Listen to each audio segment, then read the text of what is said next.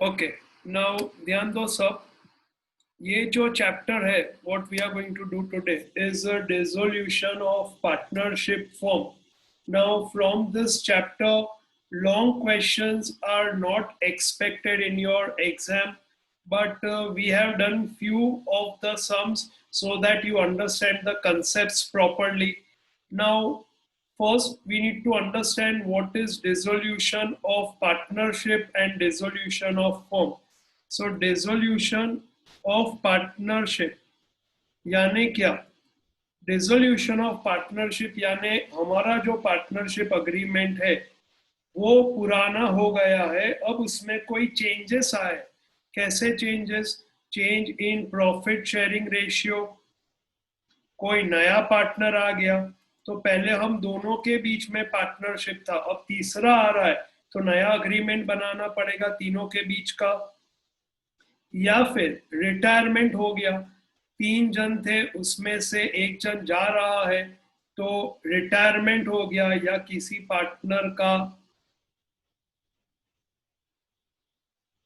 Death हो गया, तो इसको हम कहते हैं dissolution of partnership, which is basically what we saw as a reconstruction, where there is a change in profit sharing ratio, there is an admission of a partner, or there is retirement or death of the partner. Dissolution of firm means what? It means we are closing our business. Now पूरा business बंद, we are selling our assets.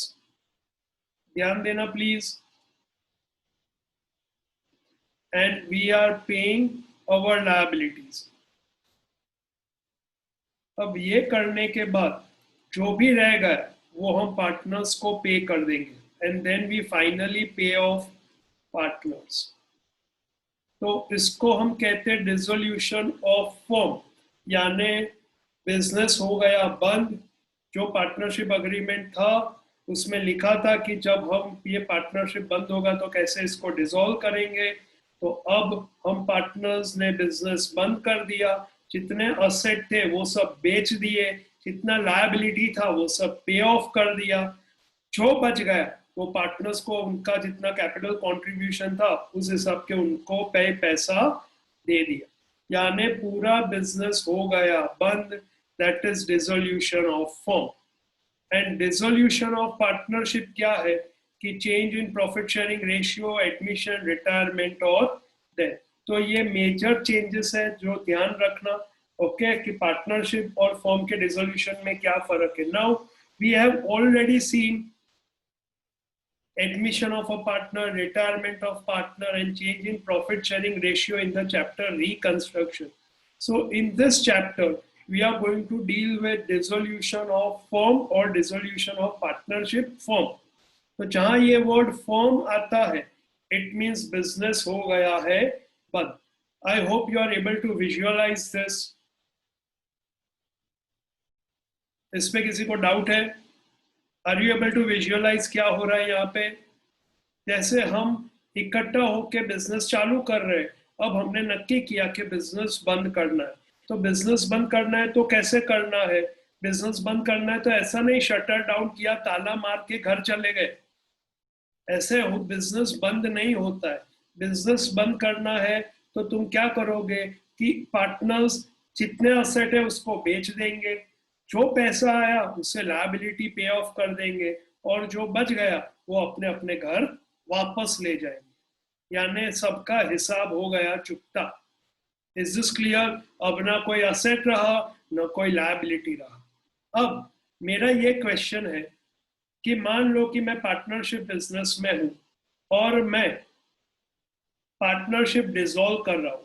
अब हमारे partnership firm में एक car था जो मैं use करता था. तो अब जैसे बिजनेस बंद करने का डिसाइड हुआ तो मैंने ऐसा बोला कि ये कार मुझे चाहिए. तो क्या ये कार मुझे मिल सकता है?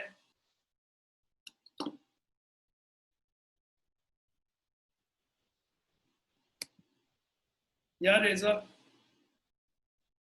क्या ये कार मैं लेके जा सकता हूँ? Can I take the car? पर Yes. क्या मुझे ये फ्री में मिलेगा? नो। बाकी पार्टनर्स बोलेंगे मुझे भी चाहिए, तो फिर तू क्यों लेके जाएगा? तुम्हें तो पता है पार्टनरशिप यानी if you are sibling you can understand कि मुझे भी चाहिए, तुझे क्यों फायदा हो, तेरे को क्यों अच्छा मिले, मुझे तेरे से भी बेटर चाहिए। तो अगर मैं ऐसा बोलूंगा कि मुझे ये गाड़ी चाहिए दे दो, तो तुरंत बाकी सब बोलेंगे मुझे भी चाहिए। तो मैं ऐसा बोलूंगा कि भाई मैं फ्री में नहीं ले रहा हूँ, मैं इसका मार्केट प्राइस देने को तैयार। समझ में आ गया? एट द सेम टाइम मान लो पार्टनरशिप फॉर्म में मैंने मैंने क्या किया कि बिजनेस में जरूरत था, I was one of the partner, पैसों की जरूरत आ गई, तो मैंने मेरी वाइफ से लोन लिया पार्टनरशिप फॉर्म में। मैंने मेरी वाइफ से लोन लिया पार्टनरशिप फॉर्म में। Say for example name of the firm is यूविल, तो मेरी वाइफ सोनल देसाई ने यूविल को लोन दिया। अब बिजनेस हो रहा है बंद, तो मैंने ऐसा कहा कि मेरे वाइफ की जो लोन है वो मैं पे कर दूंगा अपने शेयर में से। क्या मैं ऐसा कह सकता हूं? किसी और पार्टनर को कोई प्रॉब्लम होगा उसमें? वो बोलेगा नहीं नहीं तेरी वाइफ को का लोन तो मैं पे करूंगा, तो बहुत प्रॉब्लम हो जाएगा, ऐसा तो हो नहीं सकता, तेरे को क्या इंटरेस्ट है? तो फिर मैं बोलूंगा ना भाई कि मेरी वाइफ का लोन मैं पे कर दूंगा, ये जो पैसे इसको जितना पैसा देना था क्रेडिटर को उसको मैं पैसा दे दूंगा। तो I I may not just take some of the asset, I may also take some of the liabilities. You agree? तो डिसोल्यूशन में ऐसा केस भी आ सकता है कि जब कोई पार्टनर है वो कहता है कि कुछ असेट मैं ले लेता हूँ, कुछ लायबिलिटी भी मैं ले लेता हूँ। समझ में आया सबको? तो ये सब केसेस के बेस पे तुम्हें जर्नल एंट्रीज बनाने का आएगा। नाउ इसके अलावा पार्टनरशिप फॉर्म में हो सकता है कि हमारे पास अनडिस्ट्रीब्यूटेड रिजर्व था। Now what is undistributed reserve? जैसे कि जनरल रिजर्व है, वर्कमैन कंपनसेशन फंड है, इन्वेस्टमेंट फ्लक्चुएशन फंड को भी ये चैप्टर में रिजर्व मानते हैं, प्रोविजन नहीं। तो ये सब का पैसा मैंने ऑलरेडी साइड में रखा था, अब बिजनेस बंद हो गया, तो अब हम क्या करेंगे? ये जितना भी अनडिस्ट्रीब्यूटेड रिजर्व्स था वो हम पार्टनर्स आपस में डिस्ट्रीब्यूट कर लेंगे। कौन से रेशियो में? कौन से रेशियो में? Profit sharing ratio. Profit sharing ratio में। पता चला सबको? अब द क्वेश्चन कम्स कि हम जब ये असेट बेचने जाते हैं तो हो सकता है कोई असेट का ज्यादा वैल्यू मिलेगा, हो सकता है कोई असेट का कम वैल्यू मिलेगा। यू अग्री और नॉट? क्योंकि बिजनेस बंद हो रहा है तो लोगों को पता है ये बिजनेस बंद कर रहा है, तो हो सकता है कि कुछ चीजों का कम प्राइस मिले। मेरे पास बिल्डिंग था जो मैंने बहुत ही कम अमाउंट में खरीदा था, आज मार्केट वैल्यू बहुत बढ़ गया है, तो किसी में फायदा किसी में नुकसान। You agree? सिमिलरली बिजनेस बंद कर रहा हूं तो मैं मेरे लायबिलिटीज भी नेगोशिएट कर सकता हूं कि मैं मेरे क्रेडिटर को बोलूंगा कि भाई देख अभी ये बिजनेस बंद हो रहा है, तो तुम्हारा जितना भी बाकी है उसमें मैं पूरा नहीं दे पाऊंगा, उसमें मुझे 10% डिस्काउंट दे दे, अभी का अभी बाकी का पैसा दे देता हूँ। तो negotiation can take place with the creditors with our different liabilities. At the same time, I go to sell my assets, I may get more money for that, more than the book value or lesser than the book value. All of you agree with me? Are you able to visualize this? ये सब बहुत practical है, okay? तुम visualise करोगे you will be able to better understand कि business बंद करना है, हर एक चीज को बेचना है। तो अब क्या होगा कि ये जब हमने बेचा, असेट बेचा, तो उसमें कुछ में फायदा हुआ कुछ में नुकसान हुआ। लायबिलिटीज जो हमने सेटल किया उसमें कुछ में हमको फायदा हुआ। एट द सेम टाइम ऐसा भी हो सकता है कि एक अननोन लायबिलिटी आ गया जो हमने कभी बुक्स में अकाउंट ही नहीं किया था, सोचा ही नहीं था। जैसे कि मैं बंद कर रहा था तो काफी कुछ सामान मैंने बाहर निकाल के रख दिया, तो म्यूनसिपालिटी ने देखा कि इसने बाहर बहुत सारा कचरा रखा है, तो म्युनिसिपैलिटी ने मेरे ऊपर फाइन लगा दिया, अब ये मेरे लिए लायबिलिटी हो गया, मुझे पे करना ही पड़ेगा। तो ऐसा कुछ भी अनएक्सपेक्टेड लायबिलिटी आ जाता है तो वो भी पे करना पड़ेगा। टैक्सेस, गवर्नमेंट का टैक्स बाकी है तो मुझे वो गवर्नमेंट का टैक्स भरना पड़ेगा।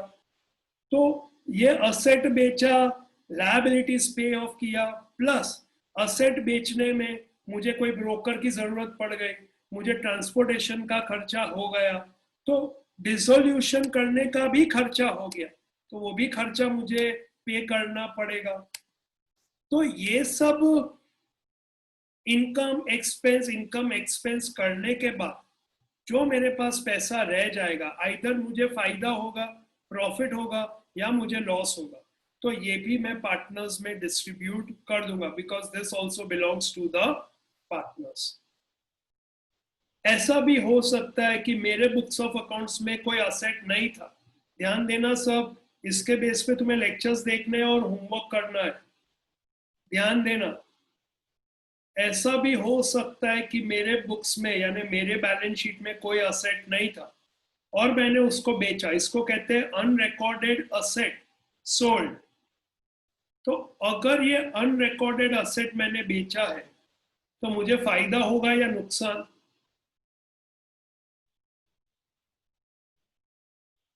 Yeah, you can reply, all of you.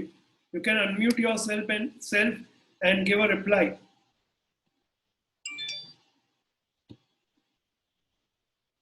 Unrecorded asset अगर मैंने बेचा तो मुझे फायदा होगा या नुकसान होगा? Will I be benefited or I will have to incur loss?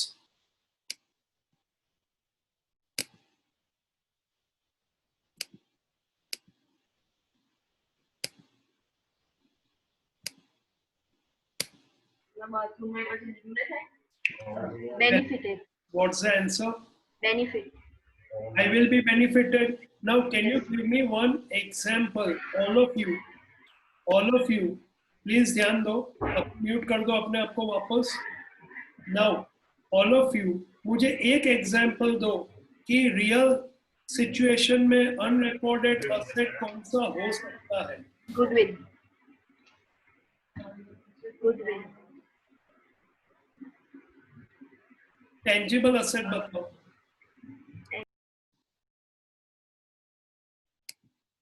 एक मिनट म्यूट हो जाओ सब, पहले सोच लो। Goodwill is right answer, that's not wrong, but I want a tangible asset.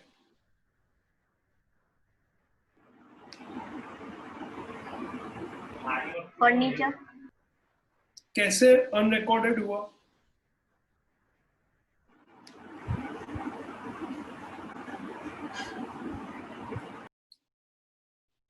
कैसे अनरिकॉर्डेड हुआ? ऐसा कैसे हो सकता है कि बैलेंस शीट में नहीं था फिर भी हमने बेच दिया?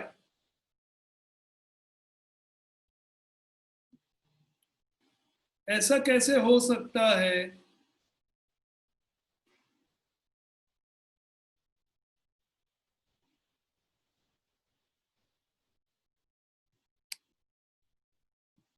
या एनीवन? No one? अच्छा फैजा, जरा मुझे बताओ तो गुडविल कैसे हो सकता है? सर गुडविल समटाइम्स मीन्स वो हमारे लिए इंटेंजिबल असेट है, तो जब हमारा रिजोल्यूशन होगा तो हमें उसकी वैल्यू मिलेगी, तो हम उसे एज अ असेट काउंट कर सकते हैं। ये अनरिकॉर्डेड होगा गुडविल के रिकॉर्डेड गुडविल होगा? सर नहीं, रिकॉर्ड तो नहीं होगा ना, मीन्स बैलेंस शीट में होगा रिकॉर्ड, बट नहीं होगा। इसका कोई रियल लाइफ एग्जांपल दे सकते हो? रियल लाइफ एग्जांपल मींस मैंने कैसे बताइए अनरिकॉर्डेड गुडविल का कैसे अपने को पैसा मिलता है? इफ अगर फॉर्म हमारी क्लोज हो जाती है तो वो फॉर्म की हमें अगर गुडविल अच्छी वाली होती है तो हम उससे पैसे रिकवर कर सकते हैं उस यानी अगर मेरा नाम मार्केट में है पर मैं बिजनेस बंद कर देता हूँ, वो गुडविल मैंने बुक्स ऑफ अकाउंट्स में कभी रिकॉर्ड ही नहीं की है, पर मुझे उसके सामने पैसा मिल रहा है, तो इसको मैं कहूँगा unrecorded. Yes, very good. Now see tangible में कैसा होता है कि मान लो कि एसी है ओके, मेरे बिजनेस में एसी है, अब वो एसी मैं 12 साल से यूज कर रहा हूँ, हर साल डेप्रिशिएट करते करते उसका बुक्स में वैल्यू हो गया 0, पर फिजिकली वो एसी अभी भी लगा हुआ है दीवार पे। कैन यू सी, मेरे पीछे दीवार पे एक एसी लगा है। तो ये जो एसी है उसको जब मैं बिजनेस बंद कर रहा हूं तो उसको मैं स्क्रैप कर सकता हूं। तो अब वो मेरे बैलेंस शीट में नहीं है क्योंकि उसका वैल्यू 0 हो गया था, बट फिर भी मुझे कुछ पैसा रियलाइज हो रहा है, तो इसको कहते हैं हम अनरिकॉर्डेड असेट। तो वो भी हमें फायदा हो जाएगा, जो पार्टनर्स को उसका बेनिफिट मिलना चाहिए। समझ में आया सबको? Is this clear? कंसेप्ट पता चल गया सबको? तो मुझे ठेंगा दे दो।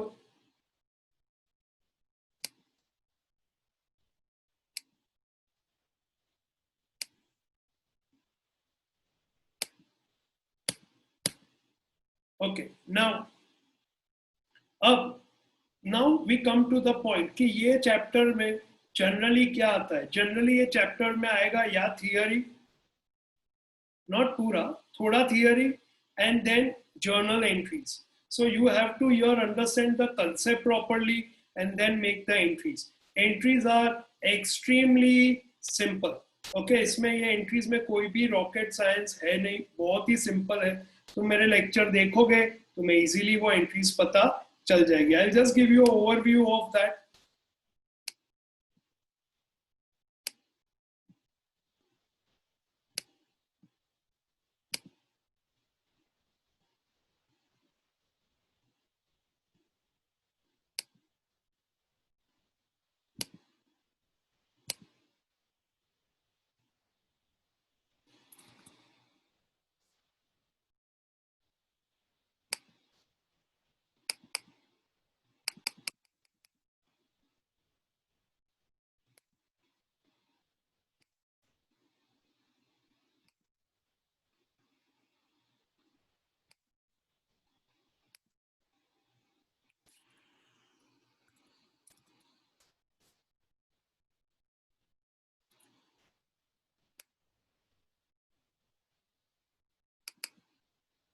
Now see, ध्यान दो। से फॉर एग्जाम्पल ये मेरा बैलेंस शीट है,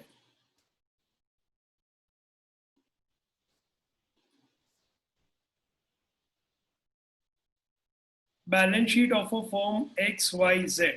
ओके, ये एक बैलेंस शीट है मेरे पास as on any date, let's say 31st March of any particular year 20। Now ये मेरा जो बैलेंस शीट है उसमें मेरे पास वेरियस असेट्स है, जैसे कि लैंड एंड बिल्डिंग है, प्लांट एंड मशीनरी है, फर्नीचर एंड फिक्सचर है, व्हीकल है, इन्वेस्टमेंट्स है।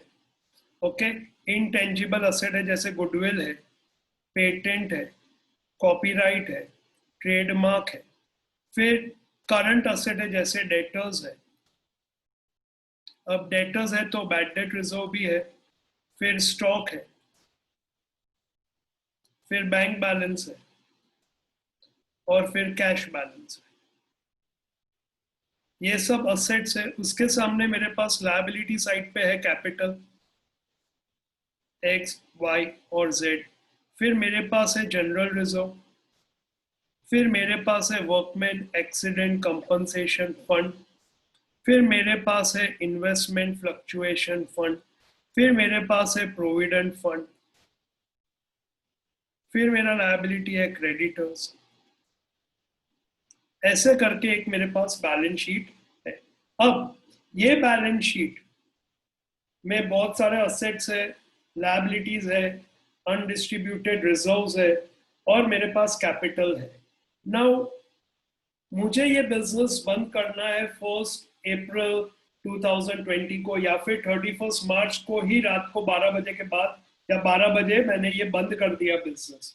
तो अब ये बिजनेस को मुझे बंद करना है, तो you all know the drill कि पहले सारे असेट्स है जो हम बेच सकते हैं उसको बेच देंगे, लायबिलिटीज पे ऑफ कर देंगे, जितना भी रिजर्व है वो पार्टनर्स में डिस्ट्रीब्यूट कर देंगे, और फिर लास्ट में जो भी बचा वो पार्टनर्स का हिसाब करके उनको भी उनका पैसा दे देंगे. So what we are going to do in this chapter is we have to prepare a realization account. Now ये realization account क्या है? Realize करना यानी क्या? Realize करना यानी it's not that we realize that we should study. वो वाला realize नहीं कि वो महसूस करना कि हाँ अब मुझे ये करना चाहिए था. Realize करना in accounts means sell off करके जो पैसा मिला उसको कहते हैं रियलाइज किया, यानी हमने बेच दिया. Okay, so realisation account is what we have to make.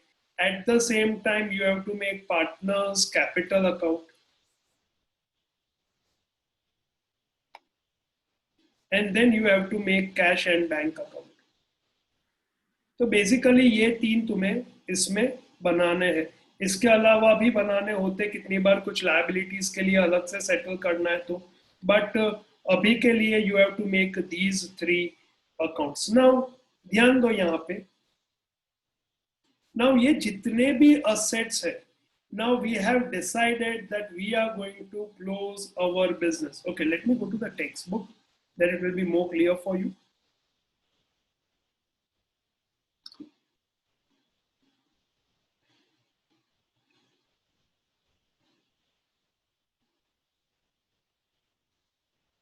तुम्हारे भी टेक्स्ट बुक में फिर तुम मार्किंग कर देना.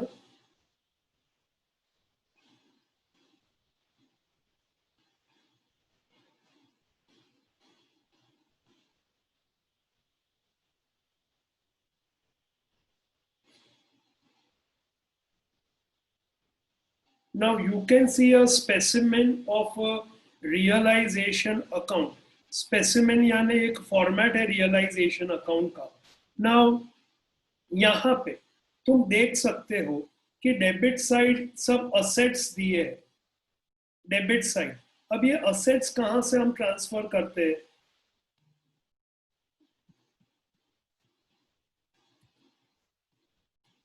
You can C over here कि ये मेरे जितने भी असेट्स है, ओके, टेंजिबल, इनटेंजिबल, ये जितने भी असेट्स है, सारे असेट्स अब डिसाइडेड है कि मुझे अब ये असेट्स को बेच देना है. नक्की हो गया है कि अब हमें डिसॉल्व कर देना है बिजनेस. तो ये जितने भी असेट है वो सब रियलाइजेशन अकाउंट में ट्रांसफर हो जाएंगे along with our current asset. Now debtors जो हम ट्रांसफर करेंगे, everything will be transferred at the book value. Book value यानी डेटर्स का जो ग्रॉस अमाउंट है, बैड डेट रिजर्व माइनस करने से पहले वो अमाउंट हमें ट्रांसफर करना है to realisation account. Stock transfer कर देना है. So over here you can see ये जितने भी असेट्स है, सारे असेट्स का बैलेंस होता है debit. That is why they are our asset. We have a right to recover, we own them, okay, or we have a right to use. तो ये जितने भी असेट है ये सबका डेबिट बैलेंस है. तो असेट्स को अब हम सारे असेट के अकाउंट को क्लोज करके हम ट्रांसफर कर देंगे टू रियलाइजेशन अकाउंट. तो ये जितने भी असेट्स है ये सारे असेट्स हो जाएंगे क्रेडिट और रियलाइजेशन अकाउंट हो जाएगा डेबिट. पता चला सबको? पहला एंट्री पता चला सबको? So the first entry is to transfer the assets to realization account. So your entry will be realization account debit हो जाएगा और asset account credit हो जाएगा. With what amount? With what amount? कौन से अमाउंट से इसको ट्रांसफर करेंगे? Gross amount? Yeah, with the gross or the balance sheet amount or the book value. Is this clear? तो सारे असेट्स को हम उठा के रियलाइजेशन अकाउंट में ट्रांसफर कर देंगे. कहां करेंगे हम रियलाइजेशन अकाउंट में transfer? On the debit side. Just a minute.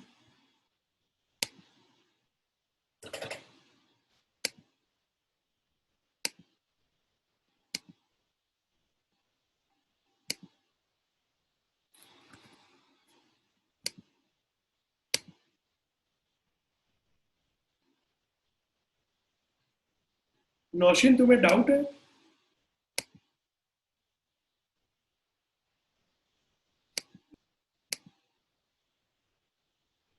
Nausheen तुम्हें डाउट है?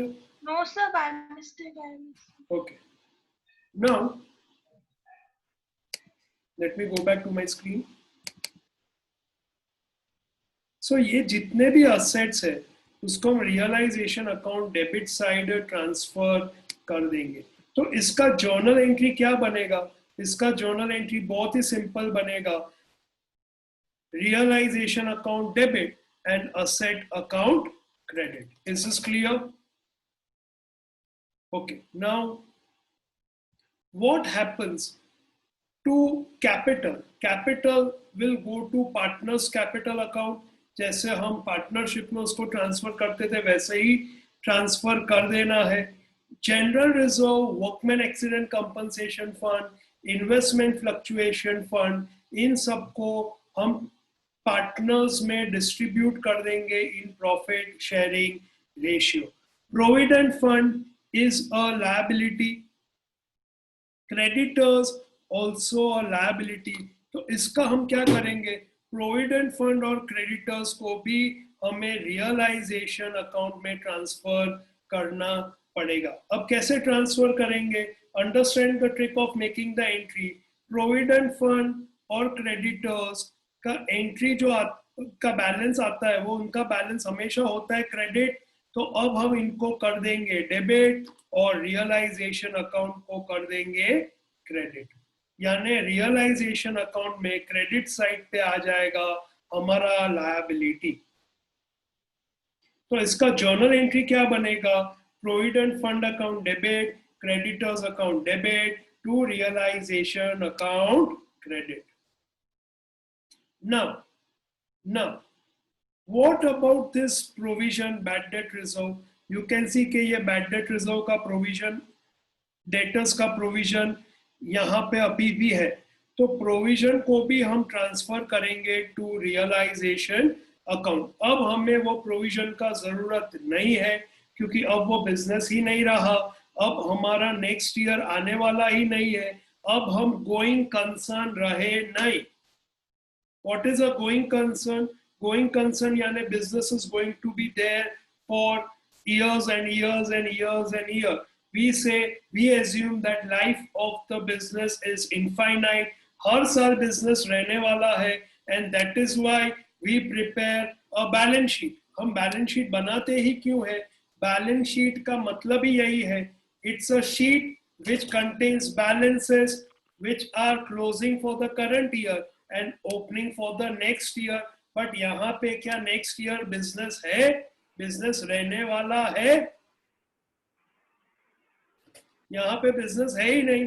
तो अब हमें provision का भी कोई जरूरत है नहीं. तो provision account भी हम close provision account भी हम close करके realization account में transfer कर देंगे.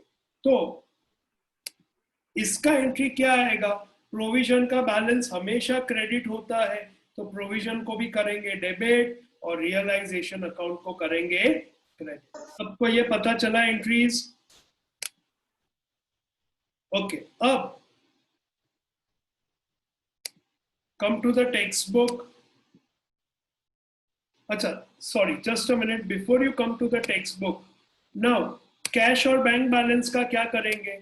कैश और बैंक बैलेंस जो है वो कैश और बैंक अकाउंट में चला जाएगा. ओके. हम कैश और बैंक को बेच नहीं सकते. We can't sell our cash account and bank account. So they will be transfer to cash and bank account. Cash में जो पैसा आया उसको कैश अकाउंट में डाला. बैंक से चेक से जो पैसा मिला उसको हमने बैंक में डिपॉजिट किया. पेमेंट बैंक से किया तो बैंक अकाउंट, पेमेंट कैश से किया तो कैश अकाउंट. तो नाउ कैन यू ऑल से कि हमारा पहला काम है डिसोल्यूशन में कि ये जो पुराना बैलेंस शीट है इसको पूरा क्लोज कर दो. यानी इस बैलेंस शीट को पूरा खत्म कर दो. अब इसमें कोई भी बैलेंस शीट में किसी का भी अकाउंट का बैलेंस रहना चाहिए नहीं. ये जीरो हो गया. कैपिटल चला गया कैपिटल अकाउंट में. Reserve compensation fund, investment fluctuation fund चला गया कैपिटल अकाउंट में, प्रोविडेंट फंड क्रेडिटर चला गया रियलाइजेशन अकाउंट में, असेट्स क्लोज होके ट्रांसफर हो गए रियलाइजेशन अकाउंट में, प्रोविजन क्लोज होके ट्रांसफर हो गया रियलाइजेशन अकाउंट में, कैश और बैंक का बैलेंस कैश और बैंक अकाउंट में चला गया। तो पहला काम हमने ये किया, फर्स्ट स्टेप, कि पूरा बैलेंस शीट क्लोज कर दिया। नाउ ये क्लोज करके हमने ट्रांसफर किधर किया, ये क्लोज करके हमने ट्रांसफर किया है to realisation account. So let's go to realisation account.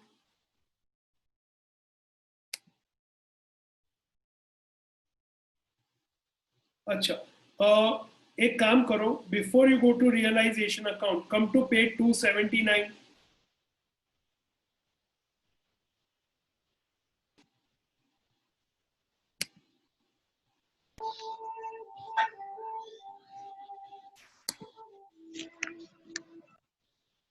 Come to page number 279.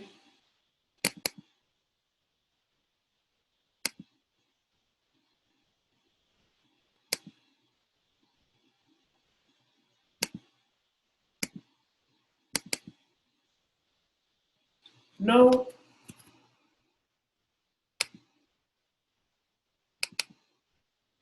Page 279 पे you can see journal entries are given. तो ये जर्नल एंट्रीज तुम्हें याद रखना पड़ेगा। तो ये एंट्रीज सब एक बार लिख लेना मेरे लेक्चर्स देखते देखते, ओके। और इसको तुम बाय हार्ट लर्न कर लेना, गोखम पट्टी मत करना, कंसेप्चुअली सीख के याद रख लेना।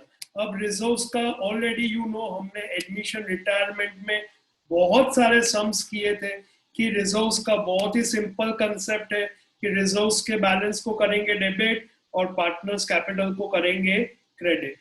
अगर मान लो बैलेंस शीट में डेबिट बैलेंस यानी profit and loss asset side पे दिया है, तो उसको भी हम पार्टनर्स कैपिटल में ट्रांसफर कर देंगे। तो अब पार्टनर्स कैपिटल हो जाएगा डेबिट और प्रॉफिट एंड लॉस हो जाएगा क्रेडिट। नाउ यू कैन सी सारे असेट्स जिनका बैलेंस हमेशा डेबिट होता है, asset comes in, debit what comes in, we have a right to use, we own them, we have a right to recover। तो जितने भी assets है यहाँ पे उनको उनके अकाउंट क्लोज कर दिए, जितना भी डेबिट था उनको अब यहाँ पे कर दिया क्रेडिट। और डेबिट किसको किया, डेबिट किया रियलाइजेशन अकाउंट को। यानी रियलाइजेशन अकाउंट में डेबिट साइड हम इन सबको ट्रांसफर कर देंगे और ये सारे असेट को कर दिया क्रेडिट। यानी अब हमारे पास बुक्स में, ध्यान दो with your ears wide open, अब हमारे पास बुक्स में असेट्स के बैलेंस हो गए जीरो। क्यों? क्योंकि जितना डेबिट था उतना कर दिया credit. Is this clear to all of you? यानी अब ध्यान देना इंपॉर्टेंट है, अब मेरे बुक्स ऑफ अकाउंट्स में असेट्स के बैलेंस हो गए जीरो। असेट्स है, बेचे नहीं है, पर बुक एंट्री से उनके बैलेंस हो गए हैं जीरो। समझ में आ गया? Now we go down. Provisions जितने भी है, तो तुम्हें ये एंट्रीज लिख के तुम्हें याद रखना पड़ेगा कि कौन कौन से प्रोविजन है। तो बैड डेट रिजर्व है, डेप्रिसिएशन फंड है, डिस्काउंट रिजर्व है, तो इन सब को भी कर देंगे डेबिट और रियलाइजेशन अकाउंट को कर देंगे क्रेडिट। नाउ लायबिलिटीज का क्या करेंगे हम? लायबिलिटीज का भी हम यही करेंगे कि लायबिलिटीज जितनी भी है हम उनको ट्रांसफर कर देंगे, सारी लायबिलिटीज को कर देंगे डेबिट और रियलाइजेशन अकाउंट को कर देंगे क्रेडिट। अब लायबिलिटी कौन कौन सी है? क्रेडिटर है, बिल्स पेएबल है, बैंक ओवरड्राफ्ट है, वर्कमैन प्रॉफिट शेयरिंग फंड है, आउटस्टैंडिंग एक्सपेंस है। तो ये जितनी भी लायबिलिटीज है उनको हम क्लोज करके रियलाइजेशन अकाउंट में ट्रांसफर कर देंगे। देन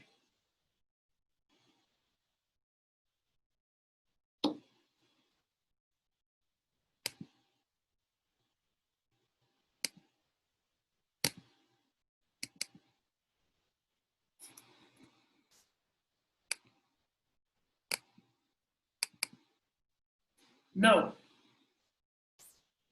असेट्स, अब हम असेट्स का क्या करेंगे? असेट्स को तो हमने ऑलरेडी रियलाइजेशन अकाउंट में ट्रांसफर कर दिया है। ध्यान दो इधर, रियलाइजेशन अकाउंट के डेबिट साइड पे सारे असेट्स आ गए, जर्नल एंट्री नंबर भी लिखा है। अब हमारा पहला काम है असेट को बेच के पैसा लाओ, क्योंकि पैसा आएगा तो हम लायबिलिटी पे कर सकेंगे। तो अब जब हम असेट्स को बेच रहे हैं तो पैसा आ रहा है, तो कैश कम्स इन, पर हम क्रेडिट किसको करेंगे? Can we again credit our assets? क्योंकि अब तो असेट का बैलेंस हो गया है जीरो, जितना डेबिट था उतना क्रेडिट हो गया। तो अब हम क्रेडिट करेंगे रियलाइजेशन अकाउंट में। क्यों? क्योंकि अब हमारा असेट चला गया रियलाइजेशन के घर पे, तो रियलाइजेशन के घर से ही उसको बाहर निकालेंगे, तो रियलाइजेशन को ही कर देंगे क्रेडिट। समझ में आया सबको? तो entry for sale of asset is cash और bank account debit to realisation account credit. Got it all of you? Now, provision को हम बेच नहीं सकते मार्केट में, तो उसका कुछ भी नहीं करना है, सिर्फ ट्रांसफर करके वो आ जाएगा। ठीक है? नाउ पैसे आ गए, असेट्स बेच दिए, डेटर्स ने भी पैसा दे दिया। अब ये पैसों का क्या करना है? तो ये पैसे सबसे पहले क्या पे करने के लिए यूज करेंगे हम? What will be the order of payment? Can anyone give me a reply on this? First, we'll pay the liability. No, but which liabilities? What will be the first thing to be paid? See, अभी है ना, तुम्हें जो sums कर रहे हो तुम लोग, उसमें ऐसा नहीं है कि पैसे कम है लायबिलिटी ज्यादा है। मान लो पैसे कम और लायबिलिटी ज्यादा है, तो तुम्हें तो डिसाइड करना पड़ेगा ना किसको पहले पैसा देना है। तो ऐसा ऑर्डर है, ये टेक्स्ट बुक में भी दिया है, प्लीज खोल के पढ़ना। सिर्फ लेक्चर देख लिया, सर ने बता दिया इनफ नहीं है, टेक्स्ट बुक खोल के खुद भी देखना। उसमें ऐसा लिखा है, सबसे पहले हम पे करेंगे हमारे डिसोल्यूशन एक्सपेंस। तो सबसे पहला payment is of dissolution expense. If we have to pay by order, यानी पहले किसको, दूसरा किसको, तीसरा किसको, चौथा किसको, तो सबसे पहले dissolution expense will be paid. Is this clear? अब यहां पे ऐसा इश्यू नहीं है, ये तुम्हारे नॉलेज के लिए बता रहा हूं, क्योंकि आगे फ्यूचर में ऐसे सम्स भी तुम्हें करने हैं इन योर एकेडमिक्स। तो पे करना चालू किया, डिसोल्यूशन एक्सपेंस पे किया, फिर हमने लायबिलिटीज क्रेडिटर्स को पे किया। तो अब जब हम पैसा पे कर रहे हैं तो क्या एंट्री आएगा? एक इफेक्ट मैं बताता हूं, कैश गोज आउट, तो कैश या बैंक अकाउंट क्रेडिट हो जाएगा। तो डेबिट क्या होगा?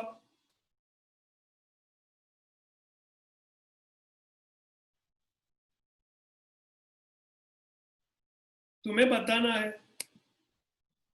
डेबिट क्या होगा?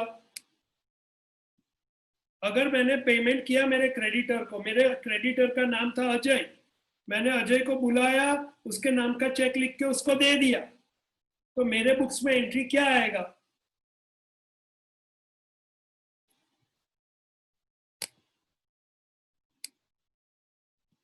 या बोलो भाई, क्या हो गया?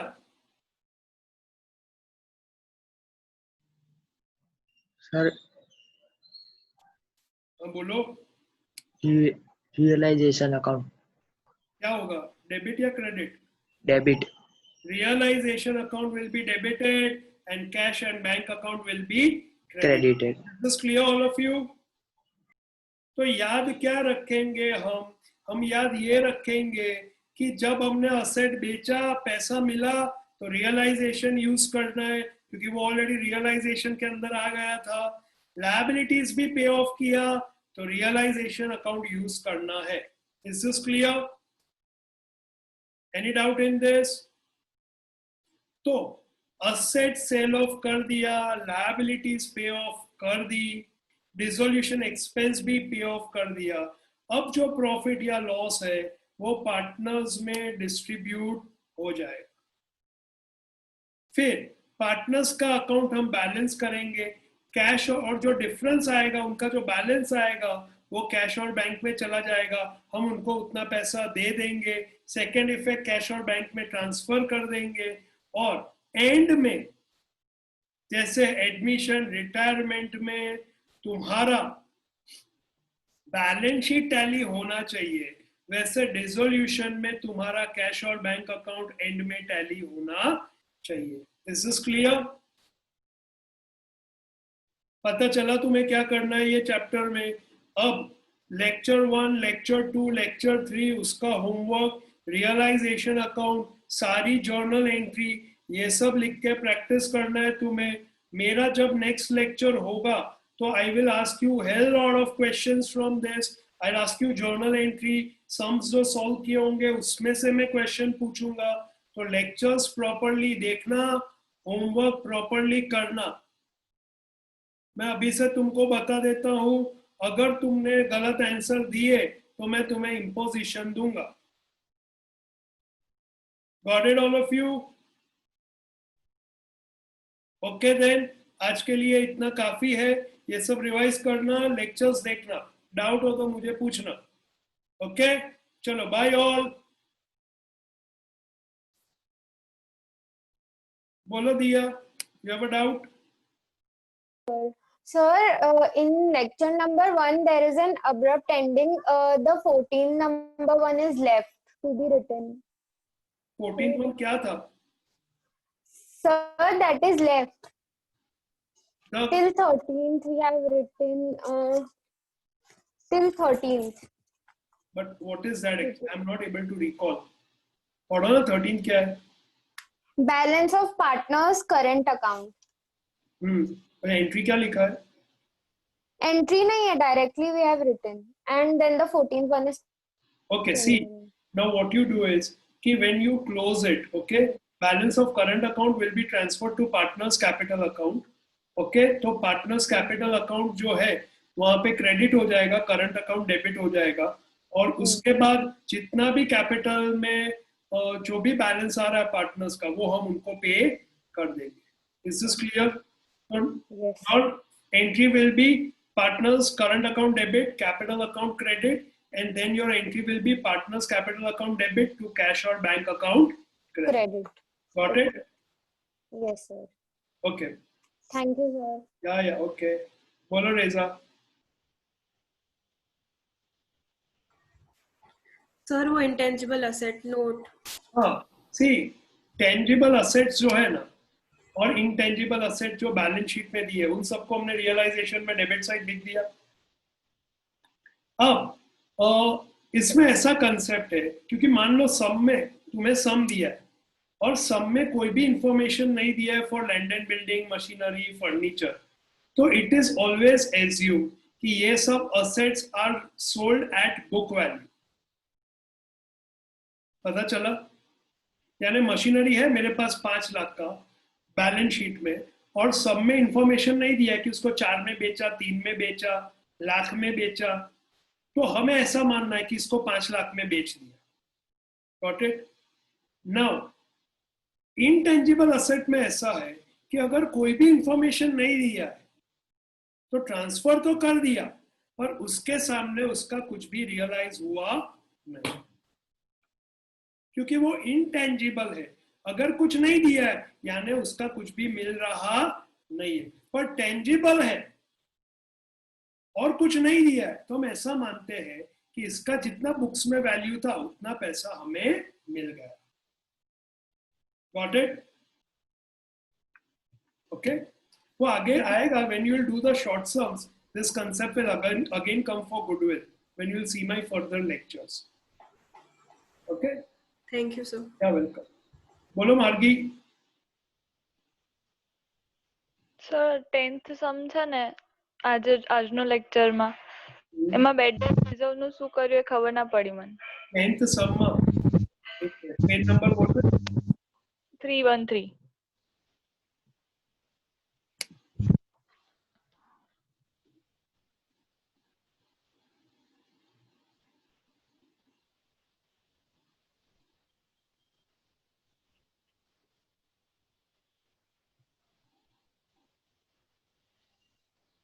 હા 10th સમમાં જે રિઝર્વ્સ છે ને બેડ ડેટ રિઝર્વ એની સામે કોઈ એડજસ્ટમેન્ટ છે ના એટલે બેડ ડેટ રિઝર્વ જે છે ને એને ડાયરેક્ટલી આપણે એક મિનિટ म्यूट कर देना वो आवाज आ બેડ ડેટ રિઝર્વ જે છે 5000 એ આપણે ડાયરેક્ટલી રિયલાઇઝેશન અકાઉન્ટમાં ટ્રાન્સફર કરીને ભૂલી જવાનું બીજું કંઈ જ નથી કરવાનું ગોટ ઇટ પણ સર બીજી બધી લાયબિલિટીઝ છે એ આપણે પે ઓફ કરી છે પ્રોવિડન્ટ ફંડ ક્રેડિટર્સ એ બધું બેડ ડેટ રિઝર્વની મતલબ એ બેડ પાર્ટનર ડેટ રિઝર્વ શું છે ડેટર્સ અગર બેડ Debtors ભવિષ્યમાં પૈસા નહીં આપી શકે તો હું અત્યારે મને ડાઉટ છે તો અત્યારથી થોડા પૈસા સાઈડમાં રાખું પ્રોવિઝન બનાવું તો પ્રોવિઝન હવે ડેટર આગળ રહેવાના જ નથી કેમ કે અત્યારે જ એના અકાઉન્ટ પતી જવાના છે સેટલમેન્ટ તો મારે પ્રોવિઝન જે પ્રોફિટ ઓછો કરીને મેં બનાવ્યું હતું એની શું જરૂરત છે તો એ એન્ટ્રીને હું રિવર્સ કરું એટલે બેડ ડેટ રિઝર્વમાં ભલે word is reserve but it is a provision got it okay thank So you bad sir debt reserve, investment fluctuation fund, investment fluctuation fund is not considered as a provision over here. It is transferred to partner's capital account. But bad debt reserve છે, depreciation fund છે. તો એને આપણે directly રિયલાઇઝેશનમાં transfer કરીને ભૂલી જવાનું કંઈ જ નહીં કર they can't be sold okay ultimately that money goes to the partner કેમ કે realization no balance goes to the partner okay बोलो रेजा दूसरा डाउट है अच्छा ओके बोलो बाकी कोई को डाउट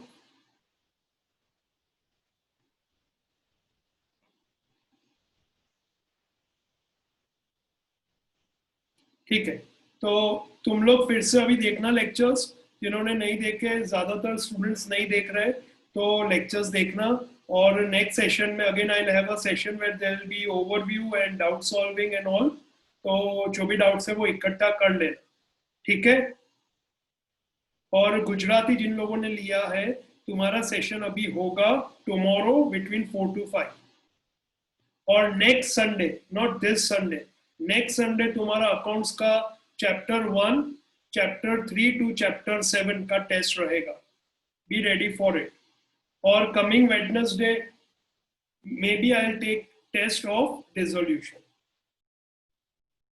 ठीक है चलो बाय बाय